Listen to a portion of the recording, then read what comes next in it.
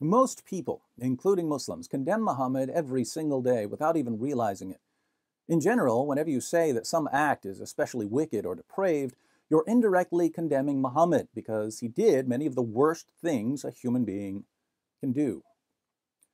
What I find particularly intriguing is when people condemn Muhammad while trying to protect him from criticism.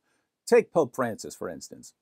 Following the Charlie Hebdo Massacre, Pope Francis declared, "One cannot provoke, one cannot insult other people's faith, one cannot make fun of faith." So the Pope is laying it down as a rule that it's wrong and immoral to insult the religious beliefs of other people. But in saying this, the Pope has insulted Muhammad, which is something I thought we're not supposed to do. In case you're wondering how it's an insult to Muhammad to say that one cannot insult other people's faith, let's read a passage about Muhammad's interactions with the pagans of Mecca. The messenger of Allah, Muhammad, proclaimed Allah's message openly and declared Islam publicly to his fellow tribesmen. When he did so, they did not withdraw from him or reject him in any way until he spoke of their gods and denounced them. Notice that the pagans of Mecca didn't have any problem with Muhammad preaching Islam until he started denouncing their gods. But according to Pope Francis, it's evil and shameful to denounce people's gods. Hence, Muhammad stands condemned by the Pope himself.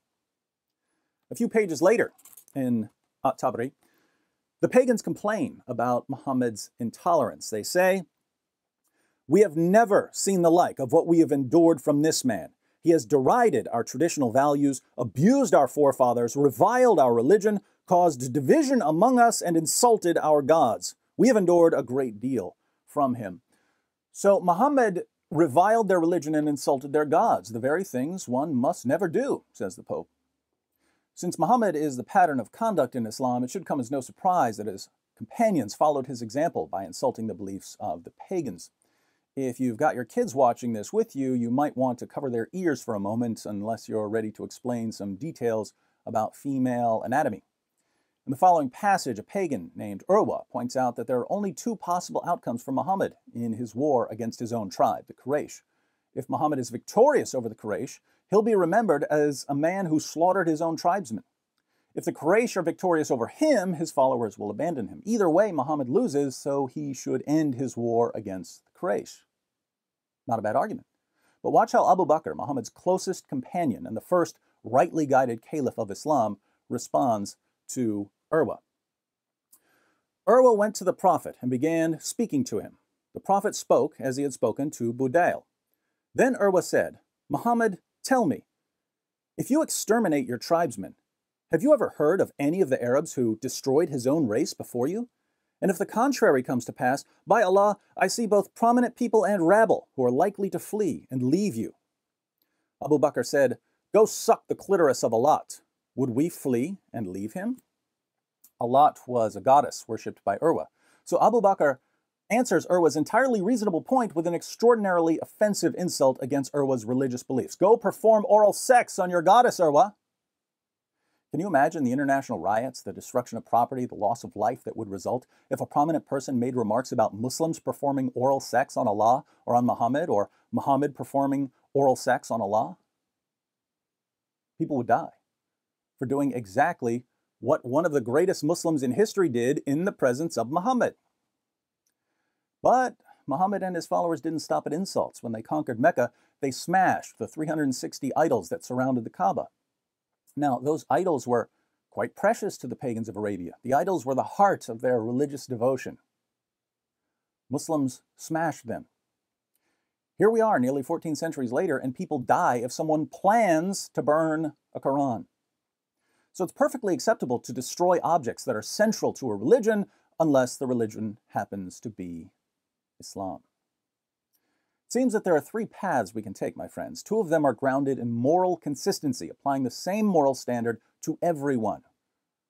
The first, morally consistent option is to say that if it was okay for Muhammad and his companions to insult the religious beliefs of others and to destroy their idols, then it's acceptable for non-Muslims to insult Islam. Charlie Hebdo took this path. If we're going to make fun of other religions, we're going to make fun of Islam too. The second morally consistent option is to say, as the Pope has said, that it's wrong to insult the religious beliefs of others. But if we choose this path, we can only conclude that Muhammad was a naughty, naughty boy. Since it's an insult to Islam to say that Muhammad was a naughty, naughty boy, this option self-destructs. You can't make a rule against insulting religions if the rule itself is an insult to religions. The third option is the path of moral inconsistency, double standards, one set of rules for Muslims and a completely different set of rules for everyone else. This path, the path that says that certain things are wrong for the rest of us, but that Muslims can do them all they want, this is the path of Sharia, a path that many politicians and news networks are all too eager to send us down. Because the second option self-destructs, we're left with either the morally consistent position that it's perfectly acceptable to make fun of Muhammad, or the morally inconsistent position of Sharia. If you're considering Sharia, you might want to take a vacation to the Islamic State for a few months so you can experience Sharia in all its brutal glory. Then, if you somehow make it out of the Islamic State with your head still attached to the rest of your body, and you choose the path of moral consistency, no special treatment for Islam, this doesn't mean you have to insult anyone's religion, or that you have to like the cartoons of Charlie Hebdo. It simply means that when a Muslim demands a rule, moral or legal, against insulting his religion, your response must be, "My Muslim friend, I am not, never have been, and never will be your dhimmi. And if you absolutely must kill me for that, I suggest cutting the carotid artery just under the left ear." Or words to that effect.